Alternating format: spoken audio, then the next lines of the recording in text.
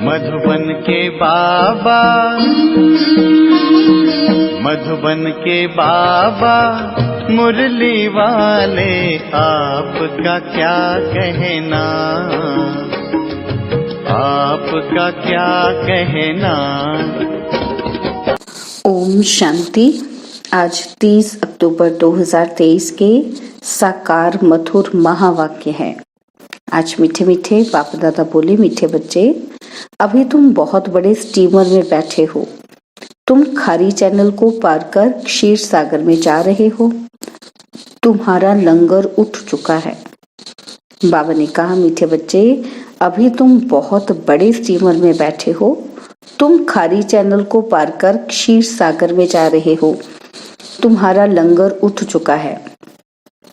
बाबा आज प्रश्न पूछते हैं कि बच्चों को विशेष थकावट किस बात में आती है और थकावट आने का मुख्य कारण क्या है। और उत्तर में बाबा समझाते कि बच्चे चलते चलते याद की यात्रा में ही थक जाते हैं। इसमें थकावट आने का मुख्य कारण है संग दोष। संग ऐसा मिल जाता है जो बाप का हाथ छोड़ देते हैं। कहा जाता है, संग तारे कुसंग बोरे। संग में आकर स्टीमर से पांव नीचे उतारा तो माया कच्चा खा लेगी। इसलिए बाबा बच्चों को सावधान करते हैं कि बच्चे, समर्थ बाप का हाथ कभी भी नहीं छोड़ना। मुरली का गीत है, माता ओ माता तू सबकी भाग्य विधाता। ओम शांति। रूहानी बाप रूहानी बच्चों को कहते हैं, बच्चे ओम शांति। इसको भी महामंत्र कहा जाता है। आत्मा अपने स्वधर्म का मंत्र जपती है। मुझ आत्मा का स्वधर्म है शांत। मुझे शांति के लिए कोई जंगल आदि में जाने की दरकार नहीं। मैं आत्मा शांत स्वरूप हूँ। यह मेरे ऑर्गन्स है। आवाज करना ना करना ये तो मेरे हाथ में है। परंतु यह ज्ञान ना होने के कारण दर दर भटकते हैं।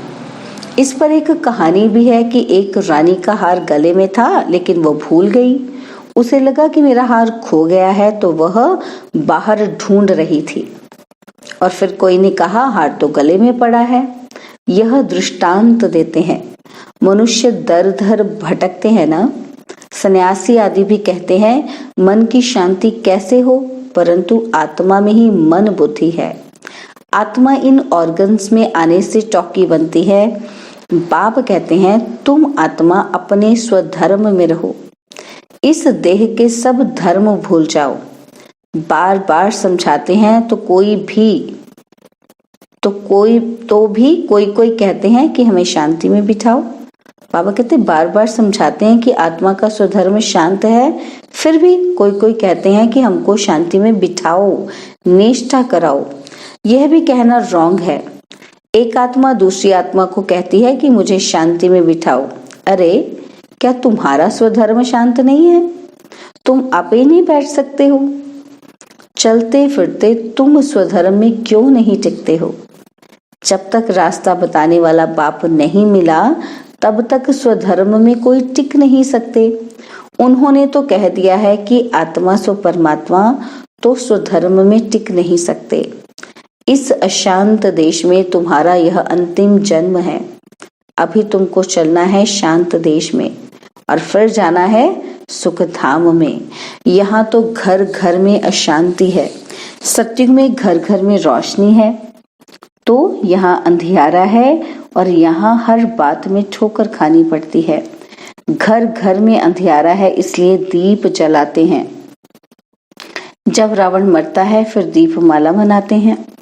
वहां तो रावण होता ही नहीं, तो सदैव दीपमाला ही है। और यहाँ रावण राज्य के कारण 12 मास के बाद दीपमाला बनाते हैं।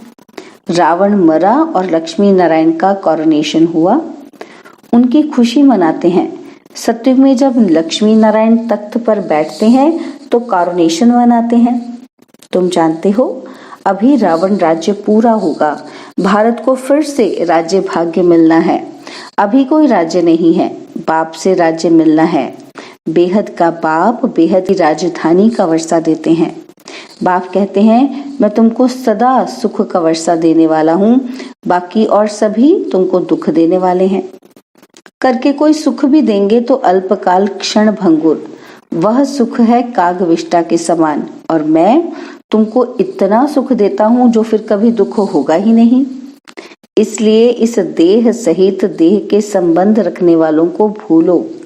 यह देह और देह के संबंधी तुमको दुख हैं, इनको छोड़ मुझ एक को याद करो।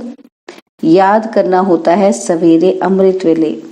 भक्ति मार्ग में भी मनुष्य सवेरे उठते हैं, कोई किसकी मत पर क्या करते, कोई क्या करते हैं। बाप समझाते हैं कि सवेरे उठकर जितना हो सके अपने को आत्मा समझ मुझ बाप को याद करो, यह है बाप का फरमान। भक्त भगवान को याद भी करते हैं और फिर कह देते सब भगवान है।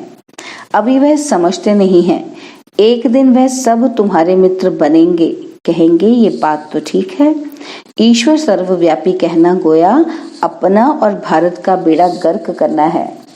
दूसरी बात, भारत को स्वराज्य का मक्खन दिलाने वाला है बाप, और उनके बदले फिर नाम रख दिया है बच्चे का। जिस श्री कृष्ण को मक्खन मिलता है, किस बच्चे का नाम रखा? श्री कृष्ण को, जिसको मक्खन मिलता है। तो मनुष्य समझते हैं भारत को मक्खन दिलाने वाला है श्री कृष्ण, बाप के बदले बच्चे का नाम डाल अनर्थ कर दिया है।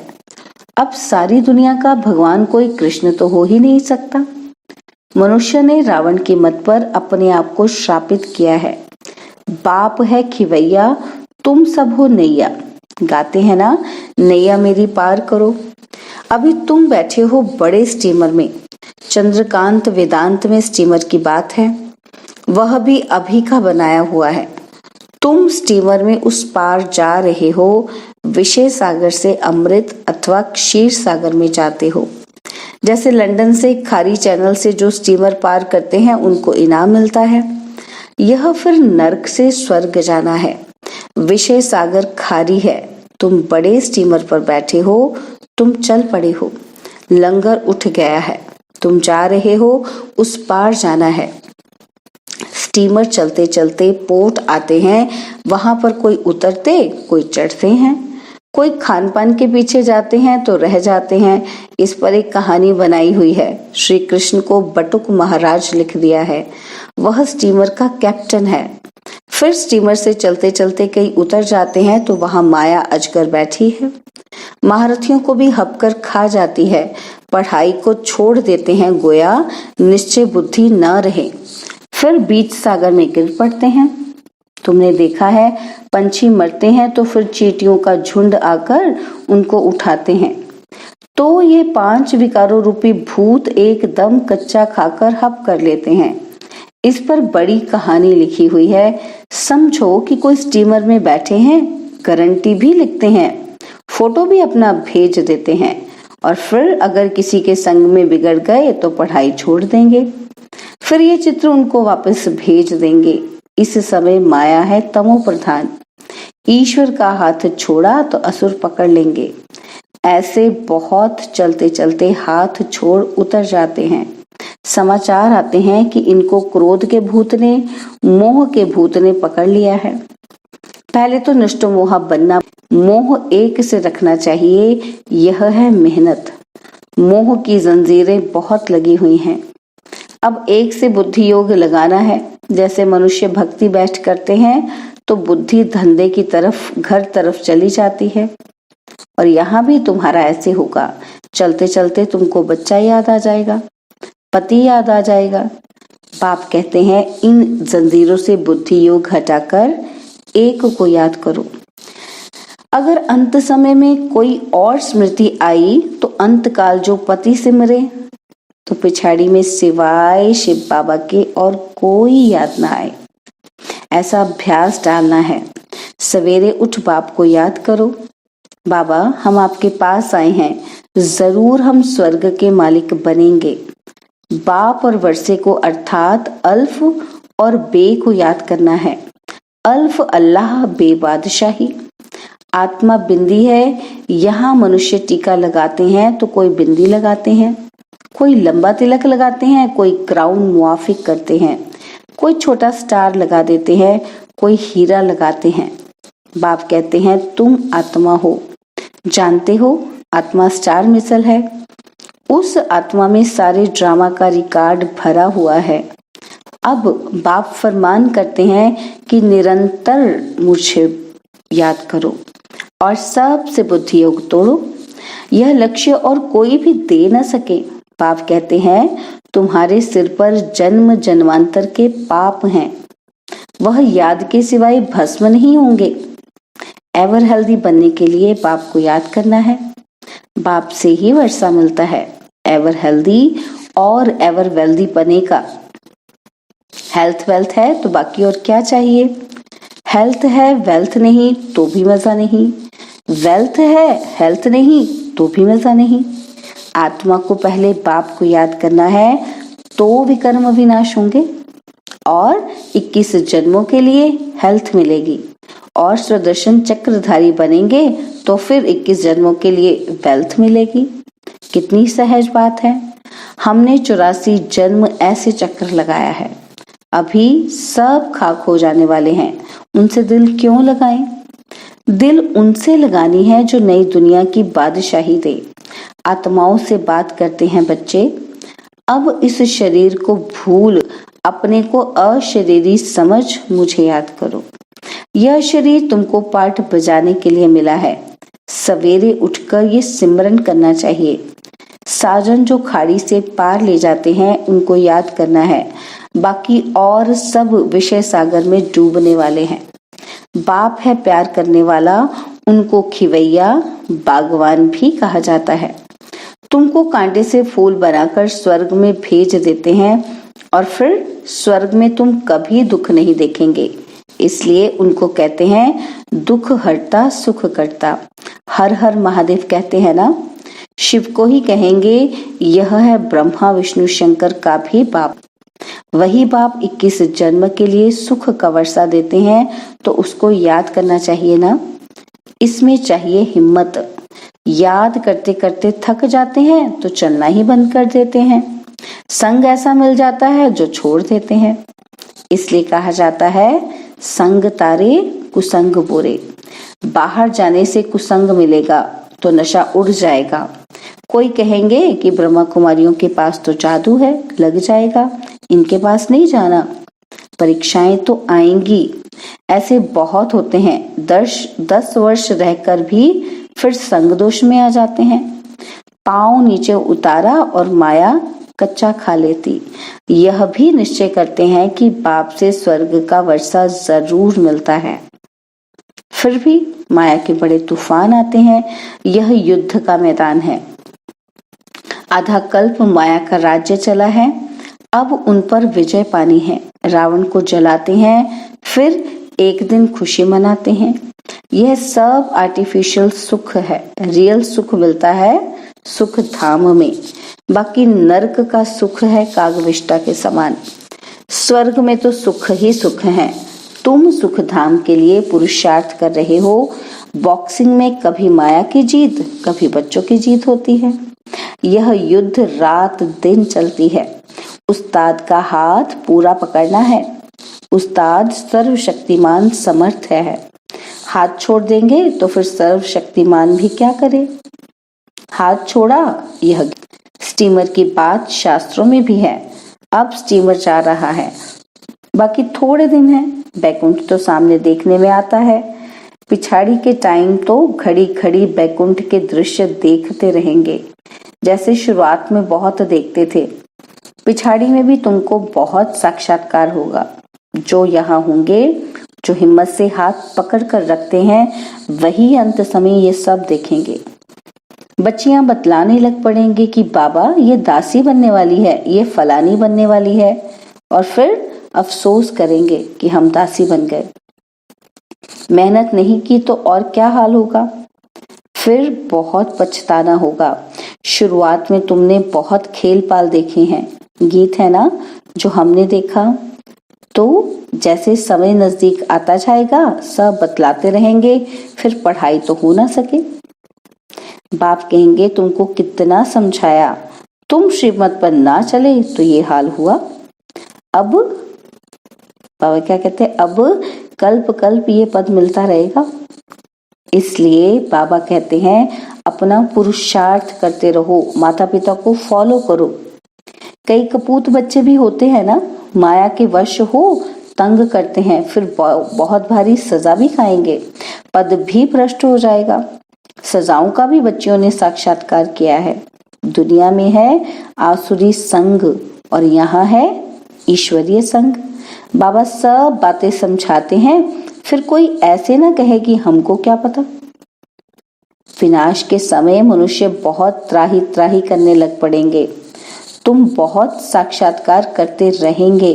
मिरुआ मौत मलू का शिकार, इसी प्रकार से तुम डांस करते रहेंगे। तुम देखते रहेंगे कि विनाश के बाद फिर हमारे महल कैसे बनते हैं। जो जीते रहेंगे वे सब देखेंगे। बाप का बनकर फिर अगर फारकती दे दी तो देख थोड़ी सकेंगे। अच्छा, मीठे मीठे सिकिलते 5000 वर्ष बाद फिर से आकर मिले हुए बच्चों प्रति नंबरवार पुरुषार्थ अनुसार याद प्यार और गुड मॉर्निंग। रूहानी बाप की रूहानी बच्चों को नमस्ते। हम रूहानी बच्चों की रूहानी बाप दादाजी को दिलवा चांद सिकवा प्रेम से नमस्ते। ओम शांति। प्यारे बाबा, मीठे बाबा, मेरे बाबा, शुक्रिया बाबा, शुक्रिया बाबा, शुक्रिया। धारणा के लिए मुख्य सार है, पहला पॉइंट है समर्थ बाप का हाथ पकड़कर रखना है। एक बाप से ही दिल लगानी है, सवेरे उठकर याद में बैठना है। और सेकंड पॉइंट, संग दोष से अपनी संभाल करनी है। कुसंग में आकर कभी पढ़ाई नहीं छोड़नी है। बाबा ने आज वरदान में बोला कि खुशी की गोली व इंजेक्शन द्वारा स्वयं की दवाई स्वयं करने वाले नॉलेजफुल भव। खुशी की गोली व इंजेक्शन द्वारा स्वयं की दवाई स्वयं करने वाले नॉलेजफुल भव। ब्राह्मण बच्चे अपनी बीमारी की दवाई स्वयं ही कर सकते हैं। खुशी की खुराक सेकंड में असर करने वाली दवाई है। जैसे डॉक्टर्स पावरफुल इंजेक्शन लगा देते हैं तो चेंज हो जाते, ऐसे ब्राह्मण स्वयं ही स्वयं को खुशी की गोली दे देते व खुशी का इंजेक्शन लगा देते तो बीमारी का रूप बदल जाता। नॉलेज की लाइट माइट शरीर को भी चलाने में बहुत मदद देती है। कोई भी बीमारी आती है तो यह भी बुद्धि को रेस्ट देने का साधन है। स्लोगन है, जो मन की एकाग्रता द्वारा सर्व सिद्धियां प्राप्त कर लेते हैं वही सिद्धि स्वरूप बनते हैं। जो मन की एकाग्रता द्वारा सर्व सिद्धियां प्राप्त कर लेते हैं वही सिद्धि स्वरूप बनते हैं। ओम शांति। और अब यह एक बहुत अच्छी वीडियो भी जरूर देखें।